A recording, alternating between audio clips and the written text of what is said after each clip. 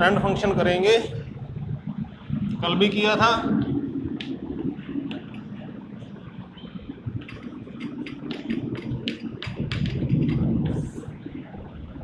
कल जो हमने काम किया था फ्रेंड फंक्शन में, वो मैंने आपको दिखाया था कि एक फंक्शन जो जर्नल फंक्शन है, क्लास का मेंबर फंक्शन नहीं है, जब तक वो क्लास का मेंबर फंक्शन नहीं होगा तब तक वो क्लास के मेंबर्स को एक्सेस नहीं कर पाएगा। ये क्लास की एक रॉयल ट्रेडिशन है कि कोई भी बाहर का आदमी क्लास की जो ऑब्जेक्ट है उसमें एंटर नहीं कर सकता, मेंबर होगा तो ही वो एंटर कर पाएगा। तो नॉर्मल फंक्शन था, नॉर्मल फंक्शन की लिमिटेशन थी कि वो क्लास में जा नहीं सकता था। हमने उसको वो राइट्स दिलवाने हैं, तो वो कैसे दिलवाए थे? फ्रेंड कीवर्ड यूज़ किया था, उसकी एक प्रोटोटाइप डिक्लेरेशन, उसकी इंट्रोडक्शन स्टेटमेंट उस क्लास के अंदर हमने कर दी थी कि भाई ये इस क्लास का फ्रेंड है। और उसको करने के बाद फिर हमने उस क्लास की ऑब्जेक्ट में वैल्यू को सेट भी किया था और वैल्यू को रीड भी किया था, शो भी किया था। तो कल हमने उसकी जो एक वर्किंग थी फ्रेंड फंक्शन वाली, वो देख ली थी। वो एक इंट्रोडक्शन थी, वो स्टार्टिंग थी। अब वास्तव में फ्रेंड फंक्शन का यूज कहाँ होता है? कोई एक क्लास के मेंबर को एक्सेस करने के लिए नहीं होता। एक क्लास को ही अगर एक्सेस करना है तो उसको प्रॉपर मेंबर ही बना देंगे हम। तो समस्या वहाँ आती है जब आपने किसी फंक्शन की मदद से एक से ज़्यादा डिफरेंट क्लासेस की ऑब्जेक्ट्स को यूज करना है, उनके डाटा मेंबर्स को एक्सेस करना है। तो वहाँ पे फिर हमें फ्रेंड फंक्शन की याद आएगी। अब कैसे करेंगे? दो क्लासेस हम यूज करेंगे और एक फंक्शन होगा नॉर्मल फंक्शन, आउटसाइड फंक्शन, और उसको दोनों क्लासेस का फ्रेंड हम डिक्लेयर करेंगे और फिर दोनों क्लासेस के डाटा को उसकी मदद से एक्सेस कर सकते हैं। तो मैं आपको दिखा देता हूँ।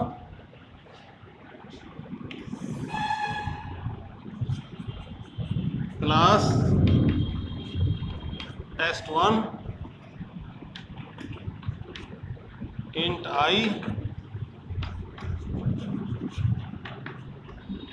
पब्लिक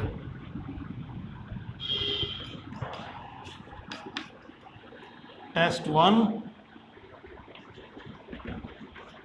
void I = 10 और उसके बाद है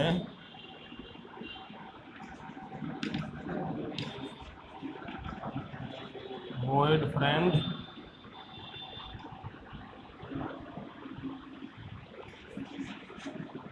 फंक्शन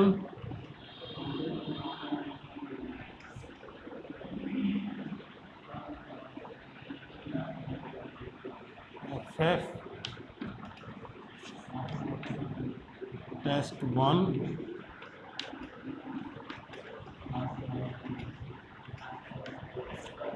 test2। ये देखो, अब यहाँ थोड़ा सा समस्या हो जाएगी।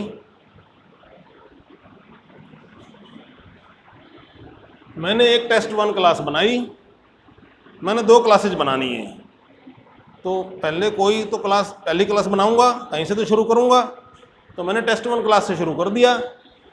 अब test1 क्लास में एक इंटीजर टाइप का डाटा मेंबर बनाया और पब्लिक सेक्शन में एक तो कंस्ट्रक्टर बना दिया, डिफ़ॉल्ट कंस्ट्रक्टर।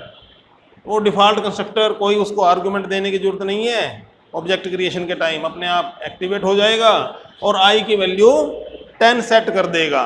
ईजीएस्ट फॉर्म में मैंने इस कंस्ट्रक्टर को बना दिया, भाई आई की वैल्यू 10 हो जाएगी। उसके बाद मैंने एक फ्रेंड फंक्शन बनाया, FF बनाया नहीं, इंट्रोडक्शन दी है। अब वो फ्रेंड फंक्शन मैं क्या चाहता हूँ कि भाई मेरी जो दो क्लासेज होंगी, पहली क्लास का नाम test1 है, वो तो मैंने यहाँ पर मैं स्टार्ट कर ही दिया, उसको डिक्लेयर करना, डिफाइन करना। दूसरी क्लास कौन सी होगी? वो मेरे मन में है अभी, भाई मेरी क्लास का नाम, दूसरी क्लास का नाम test2 रखूँगा मैं, तो वो तो अभी तक मेरे दिमाग में है। इसको यहाँ पर तो मैंने कोई उसका खुलासा नहीं किया, भाई सेकंड क्लास कौन सी है, सेकंड है, थर्ड है, कोई भी नाम है किसी दूसरी क्लास का नाम, वो अभी तक मैंने डिक्लेयर नहीं किया, और यहाँ पर मैं उसको यूज करना चाहता हूँ फ्रेंड फंक्शन में। क्योंकि फ्रेंड फंक्शन का जब मैं प्रोटोटाइप लिखूँगा, इंट्रोडक्शन लिखूँगा, तो इंट्रोडक्शन में उसकी टाइप तो बतानी पड़ेगी मुझे भी, मैं किस किस टाइप की आर्गूमेंट यूज़ करूँगा। तो test1 तो कंपाइलर पढ़ लेगा कि हाँ जी test1 कोई नया नाम है और वो नई डेफिनेशन उसकी शुरू कर रहा है ये बंदा, लेकिन test2 का तो कहीं जिक्र ही नहीं है। तो यहाँ पर test2 को वो अननोन आइडेंटिफायर कंफ्यूज हो जाएगा कंपाइलर। तो उसको टिकाने के लिए कि भाई तने कंफ्यूज नहीं होना, test2 नाम की भी एक क्लास है। अब आप कहो जी हम test2 को अगर इससे पहले लिख देंगे तो test2 की डेफिनेशन में जब इस फंक्शन को हम फ्रेंड फंक्शन के तौर पे इंट्रोड्यूस करेंगे तो वहाँ पे test1 समझ में नहीं आएगा उसको, ये समस्या हो गई। तो इसका हल ये है एडवांस डिक्लेरेशन। एडवांस डिक्लेरेशन कि आप कंपाइलर को सिर्फ इतना बताओ कि भाई test2 नाम की भी कोई क्लास है, उसकी डेफिनेशन नहीं दे रहे अभी, सिर्फ उसके नाम की इंट्रोडक्शन दे रहे हो, नाम बता रहे हो। तो एडवांस डिक्लेरेशन करोगे, एक क्लास जो कि पूरी जिसकी डेफिनेशन लिखनी है उससे पहले दूसरी क्लास का नाम बता दो कि भाई ये नाम तेरे लिए अब ओपरा नहीं है, ये अननोन नहीं है, इसको समझ ले इस नाम को, ये किसी नई टाइप का, नई क्लास का नाम है और उस क्लास की जानकारी तुझे आगे वाले आने वाले टाइम में मिल जाएगी। तो कंफ्यूज नहीं होना। तो कैसे करेंगे, क्लास test2, सिर्फ इतना टर्मिनेशन लगा दिया मैंने, इसको बोलते हैं एडवांस डिक्लेरेशन। तो एडवांस डिक्लेरेशन आप दूसरी क्लास जो भी आपने बनानी है उस क्लास की पहले एडवांस डिक्लेरेशन करोगे, उसके बाद पहली क्लास की डेफिनेशन सारी वैसे ही लिखोगे, उसके अंदर जब आप फ्रेंड फंक्शन आप इंट्रोड्यूस करोगे उसमें फिर वो जो दोनों क्लासेज के नाम आएंगे तो कंपाइलर उस दूसरे नाम को पढ़कर कंफ्यूज नहीं होगा कि भाई ये क्या है, ये मेरे लिए अननोन है। अननोन नहीं रहा अब उसके लिए, हमने इंट्रोड्यूस कर दिया भाई test2 नाम की भी एक नई डाटा टाइप होगी, नई क्लास होगी, उसकी डेफिनेशन आगे देख ले मिल जाएगी। ये क्लियर हो गया पॉइंट, बस इतना ही काम करना है मैंने। ये test1 की बॉडी कंप्लीट हो गई, टर्मिनेशन लगा दिया, अब test2 की बॉडी चलेगी, क्लास test2, इसमें भी एक डाटा मेंबर है इंट टाइप का i, और पब्लिक सेक्शन में ऐसे ही test2 नाम का एक कंस्ट्रक्टर बना दो,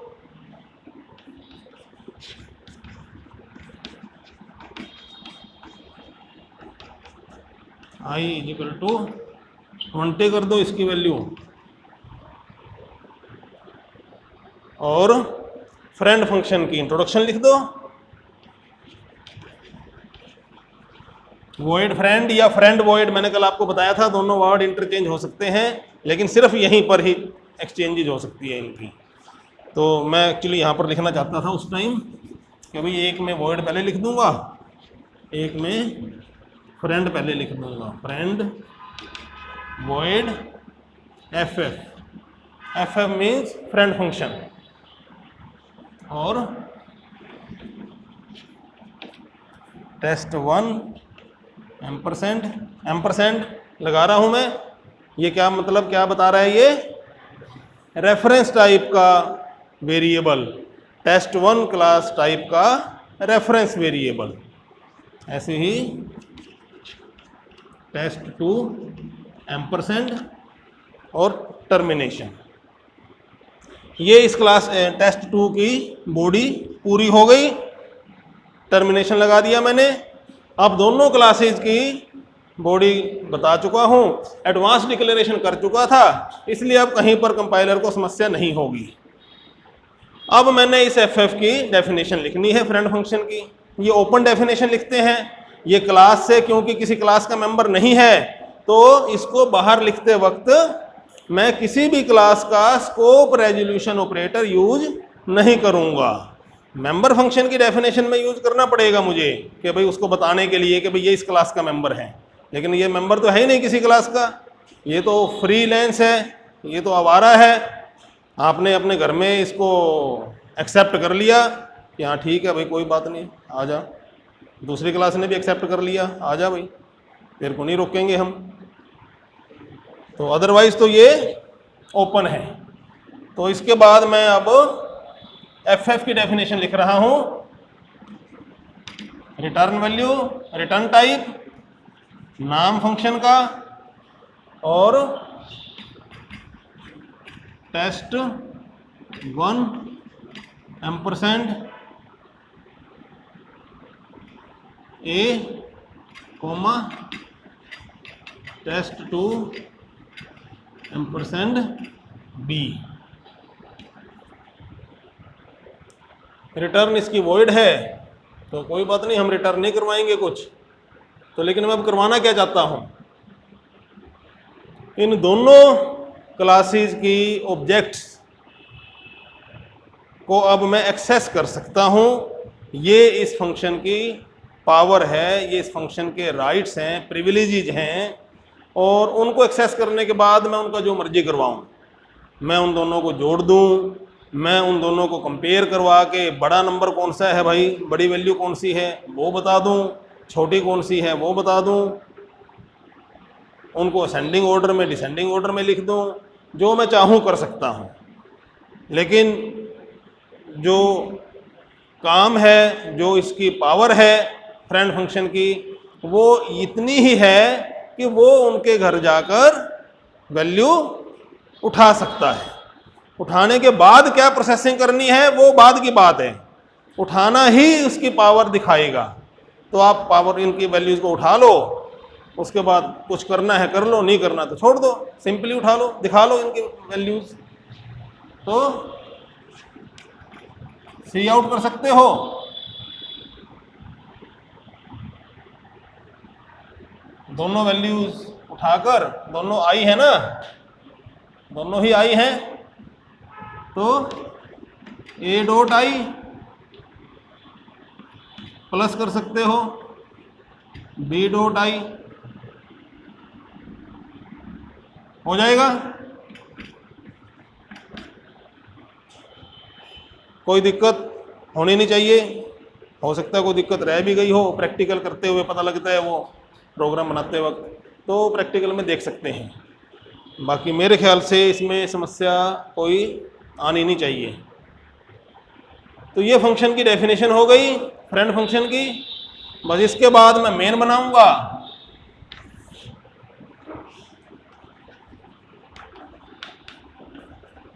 मेन में टेस्ट 1 टाइप की object T1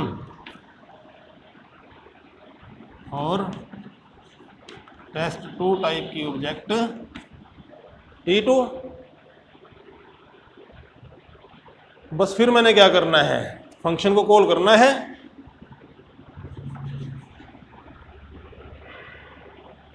FF T1 T2, ठीक है। कोई कमी रह गई? इस फंक्शन की कॉलिंग कर दी मैंने, लेकिन यहाँ पर इसमें प्रोटोटाइप इसकी डिक्लेरेशन यहाँ पर नहीं की, यहाँ करनी पड़ेगी। Void FF test1 ampersand comma test2 ampersand, prototype declaration बिना करे चल जाएगा, क्योंकि मैंने इसको मेन से पहले लिख दिया। अगर इसकी डेफिनेशन मेन के बाद लिखता तो फिर मेन में ये कंफ्यूज होता है कि भाई एफ एफ क्या भला है। अब मेरे ख्याल ये मेन से पहले लिखने की वजह से यहाँ पर बिना लिखे काम चल जाना चाहिए। देख लेंगे प्रैक्टिकल। कई बार ना कंपाइलर टू कंपाइलर वर्जन की भी बड़ी समस्या होती है कि आप कौन से ऑपरेटिंग सिस्टम में कर रहे हो प्रोग्राम, कौन सा आपका C++ का कंपाइलर है, वो प्रैक्टिकल वो हैं उसके। तो ये मेरे ख्याल तो काम हो जाना चाहिए। अब दो क्लासेस के ऑब्जेक्ट्स को हमने फ्रेंड फंक्शन की मदद से कैसे एक्सेस करना है वो देख लिया।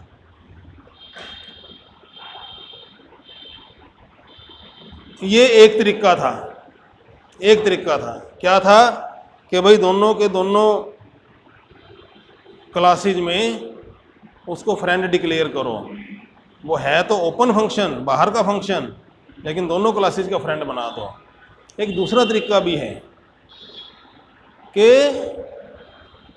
एक फंक्शन आप ऐसा यूज़ करो जो एक क्लास का तो प्रॉपर मेंबर है, मेंबर फंक्शन है, तो मेंबर हो गया तो उसके राइट्स तो उसको मिल ही गए, उसको उसमें फ्रेंड डिक्लेयर करने की जरूरत नहीं है। और दूसरी क्लास के लिए उसको फ्रेंड डिक्लेयर कर दो।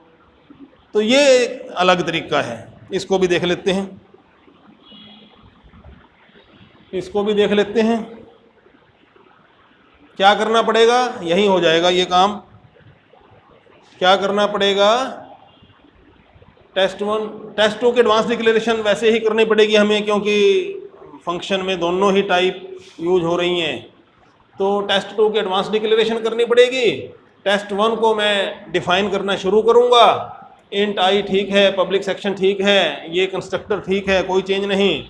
यहाँ पर मैं इस क्लास का, टेस्ट 1 क्लास का, इस फंक्शन को प्रॉपर मेंबर फंक्शन बनाता हूँ। तो प्रॉपर मेंबर फंक्शन बनाता हूँ तो यहाँ से मैं फ्रेंड कीवर्ड हटा दूंगा। अब ये इसका प्रॉपर मेंबर फंक्शन हो गया। वही आर्ग्यूमेंट ले रहा है वो, ये 2 पैरामीटर हमने टाइप उसकी वैसी ही रखी हैं, कोई दिक्कत नहीं है। यहाँ पर भी हम वैसे चेंज कर सकते हैं कि अभी एक ऑब्जेक्ट कॉल कर लेगी, इस ऑब्जेक्ट की, इस क्लास की, टेस्ट 1 क्लास की ऑब्जेक्ट कॉल कर ले एफ को, और टेस्ट 2 इनपुट चला जाए। वो आपको दोनों तरीके पता हैं, तो कोई नहीं, अभी मैं ऐसे ही रखता हूँ कि अभी दोनों ही ऑब्जेक्ट आर्ग्यूमेंट के तौर पे उसको रिसीव होंगी। तो फ्रेंड हटा दिया। क्लास टेस्ट 2 में हमने इसको फ्रेंड बनाना है ताकि टेस्ट 2 के भी एरिया को ये एक्सेस कर पाए। लेकिन जब टेस्ट 2 के अंदर मैं इसको फ्रेंड बनाऊंगा तो अब ये ओपन एफ नहीं लिखना यहाँ पर। अब ये एफ टेस्ट 1 क्लास का मेंबर है, तो इसको उसकी क्लास के स्कोप रेजोल्यूशन ऑपरेटर के साथ ही लिखना है ताकि इसको पता लगे कि भैया एफ फंक्शन जो है ये टेस्ट 1 क्लास का मेंबर है। कैसे, फ्रेंड वॉइड एफ से पहले टेस्ट 1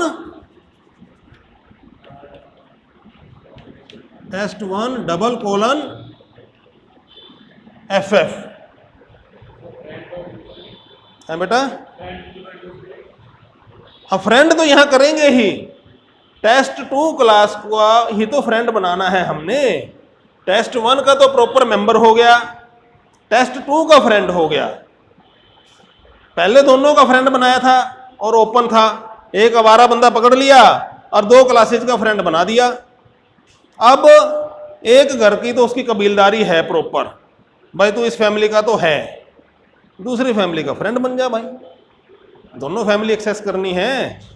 तो एक को तो फ्रेंड, एक तो मेंबर के तौर पे एक्सेस कर लेगा, वो तो तेरा घर हो ही गया, दूसरे घर का फ्रेंड बन जा। तो ये 2 घर हैं, एक घर का प्रॉपर मेंबर है, दूसरे घर का फ्रेंड है। जब दूसरे घर का फ्रेंड बनाओगे तब उसको पहले घर का स्कोप रेजोल्यूशन ऑपरेटर लगाना है आपने, ताकि कंपाइलर को पता लगे कि ये टेस्ट 1 का मेंबर है। अगर आपने यहाँ पर टेस्ट 1 का स्कोप रेजोल्यूशन ऑपरेटर नहीं लगाया तो ये एफ किसको समझेगा, आवारा को, आवारा फंक्शन, ये आवारा फंक्शन लिखा हुआ है, ये आवारा है, अभी तक ओपन फंक्शन है, जनरल फंक्शन। ये किसी क्लास का गुलाम नहीं है, किसी क्लास से बंधा नहीं हुआ ये, लेकिन अभी हमने बांधना है इसको। test1 क्लास का प्रॉपर मेंबर फंक्शन है। अब ये test2 में हमने फ्रेंड डिक्लेयर कर दिया। अब इसकी जब डेफिनेशन की बात आएगी तो डेफिनेशन वैसे ही रहेगी जैसे पहले मेंबर फंक्शन की करते रहे हैं। हेडर स्टेटमेंट में स्कोप रेजोल्यूशन ऑपरेटर लगाना पड़ेगा। तो यहाँ क्या हो जाएगा, void test1 और स्कोप रेजोल्यूशन ऑपरेटर FF। ये अलग तरीका है, मतलब अगला नेक्स्ट तरीका था ये कि अभी अगर आपने किसी फंक्शन को दो डिफरेंट क्लासेस में एक्सेस करवाना हो तो उसके दो तरीके हैं। या तो एक आवारा फंक्शन ले लो, दोनों का फ्रेंड बना दो उसको, दोनों के घर घुस जाएगा, या फिर एक घर का प्रॉपर मेंबर बना दो उसको, दूसरे घर का फ्रेंड बना दो। इसमें कोई दिक्कत लग रही है? चल जाना चाहिए प्रोग्राम। कोई दिक्कत होगी तो वो प्रैक्टिकल में देख लेंगे इसको।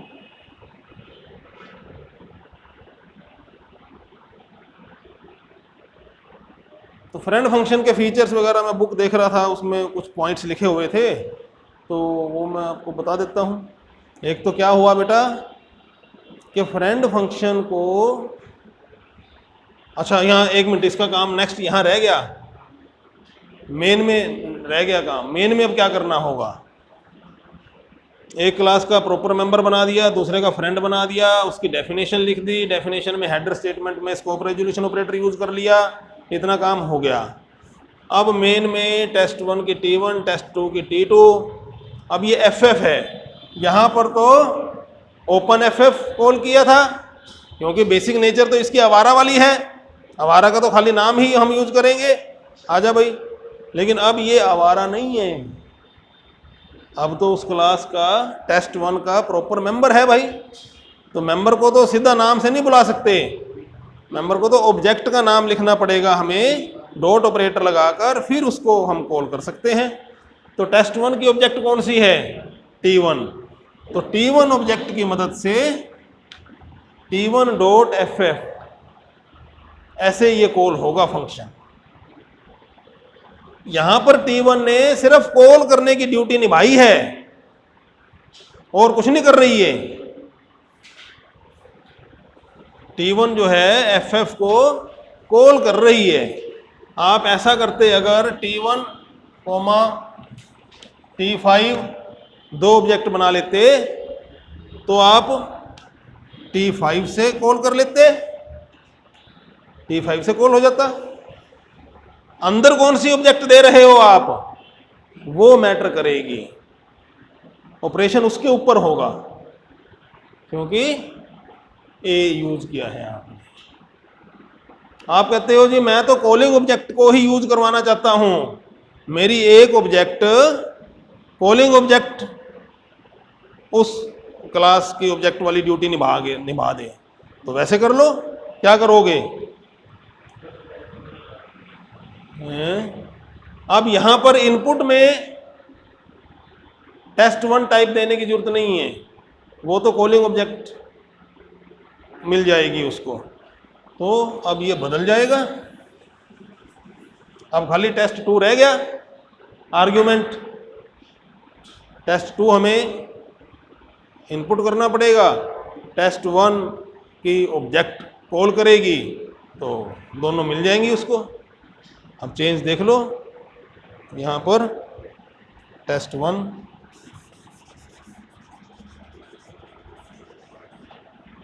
हट गया, खाली test2 रह गया। यहाँ पर भी test2 रह गया, ए लिख दो, बी लिख दो, एक ही बात, कोई दिक्कत नहीं है, बी रहने दो। यहाँ पे अब आपने क्या करना था, ए को हटाओ और खाली आई लिखो। अब ये खाली आई किसका मानेगा? जिसने इस फंक्शन को कॉल किया है। अब यहां पर देखना पड़ेगा कि भाई कॉल किसने किया है। अब इसकी इंपॉर्टेंस बनेगी। T5 कॉल करती है तो T5 का आई पकड़ लेगा ये। T1 कॉल करती है तो T1 का आई पकड़ लेगा। यहाँ तो चलो चाहे T1 हो चाहे T5 हो, दोनों की वैल्यू 10 ही कर रखी है, फिक्स कर रखा है। लेकिन आप बदल सकते हो, चेंज कर सकते हो, डिफरेंट ऑब्जेक्ट की डिफरेंट वैल्यू कर सकते हो। तो यहाँ पे अब T1 यहाँ से हट जाएगा और खाली T2 एंटर होगा इसको, T5.ff T2। अब ये रिजल्ट सेम वही आ जाएगी। तो इतनी आपको इसकी ट्यूनिंग करनी आनी चाहिए कि ऑब्जेक्ट और क्लासेस में जब आप काम करने लग गए, आपको मॉडल पता लग गया कि भाई ऑब्जेक्ट क्या है, कॉलिंग ऑब्जेक्ट का मतलब क्या है, मेंबर फंक्शन का मतलब क्या है, प्राइवेट सेक्शन है, पब्लिक सेक्शन है, कौन उसको एक्सेस कर सकता है, कौन नहीं कर सकता, कैसे हम उसको एक्सेस करवा सकते हैं, और कॉलिंग ऑब्जेक्ट की ब्यूटी क्या है कि कॉलिंग ऑब्जेक्ट के मेंबर्स को उनके बेयर नेम से एक्सेस होंगे वो, और दूसरी ऑब्जेक्ट है अगर कोई तो उसके नाम से और डॉट ऑपरेटर लगाकर उसके मेंबर एक्सेस होंगे। तो ये सब चीज़ें, ये छोटी छोटी चीज़ें हैं, ये प्रैक्टिस से आएंगी। जब आप प्रोग्राम बनाओगे, छोटे छोटे प्रोग्राम बनाओगे, ऑब्जेक्ट है, क्लासेज हैं, कॉलिंग ऑब्जेक्ट है, तो डिफरेंट उसमें जब आप एडवेंचर करोगे, जब ट्राई करोगे, तब आपको इसमें कंफर्टेबल आपको लगेगा कि हाँ ये ठीक है, बढ़िया है, ये अच्छा है। ठीक है, तो फ्रेंड फंक्शन का ये टॉपिक मेरे ख्याल अब ये आज लेक्चर में कंप्लीट हो जाता है। सारे एस्पेक्ट मैंने एक्सप्लेन कर दिए। दो क्लासेस का फ्रेंड बना सकते हो, 3 का बना सकते हो, 4 का बना, जितनी मर्जी क्लासेस का फ्रेंड बनाओ। ये 2 की ही कोई लिमिटेशन नहीं है भाई 2 ही क्लासेस का फ्रेंड बन सकता है। एक मेंबर फंक्शन क्लास का मेंबर फंक्शन हो सकता है, दूसरी क्लास का फ्रेंड बन सकता है। सिर्फ उसको उस क्लास की आइडेंटिफिकेशन साथ लगानी है। आपने FF नाम का मेंबर फंक्शन ये बना रखा है, FF नाम का नॉर्मल फंक्शन भी बना रखा है। दोनों ही रह सकते हैं, दोनों ही एग्जिस्ट कर सकते हैं। नॉर्मल फंक्शन भी एग्जिस्ट कर सकता है और उसी नाम से मेंबर फंक्शन भी एग्जिस्ट कर सकता है। लेकिन आप उसको कॉल कैसे कर रहे हो उस पर डिपेंड करेगा। आप अगर खाली फंक्शन का नाम लिखते हो तो वो नॉर्मल फंक्शन कॉल होगा। काट दो, कौन है, छोड़ो, जो मर्जी हो, काट दो। नॉर्मल फंक्शन का बेयर नाम लिख दोगे तो वो नॉर्मल फंक्शन कॉल होगा। ऑब्जेक्ट की हेल्प से डॉट ऑपरेटर लगाकर वो नाम लिख दोगे तो मेंबर फंक्शन कॉल होगा। क्लियर? और कोई डाउट, कोई कंफ्यूजन, कोई क्वेरी? तो चलो आज का लेक्चर इतना ही, बंद कर दो।